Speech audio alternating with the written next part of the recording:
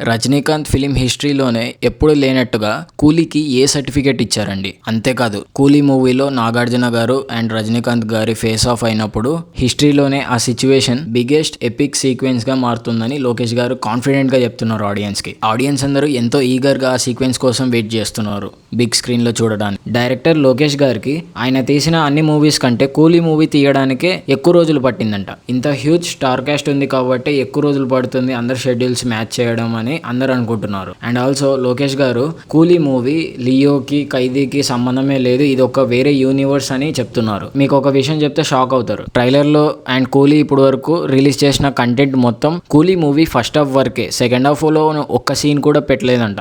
Movie team అయితే ఈ మూవీకి వరల్డ్ వైడ్ డెఫినెట్ గా 1000 crores రీచ్ అవుతుందని నమ్ముతున్నారు. సత్యరాజ్ గారు అయితే డైరెక్ట్ గా స్టేజ్ మీదనే అనౌన్స్ చేశారు. ఈ మూవీని 2 years లో చేశారు లోకేష్ కనకరాజ్ గారు, అది కూడా 140 days షూటింగ్ పీరియడ్ లో. కూలీ మూవీకి ఐమాక్స్ స్క్రీన్స్ ఏమి ఇవ్వలేదు, అయినా కూడా బస్ చూస్తుంటే కూలీ మూవీనే డామినెన్స్ ఎక్కువగా ఉంది. కూలీ మూవీ రిలీజ్ కి ఇంకా కొన్ని రోజులే ఉంది. Let's see what's happens.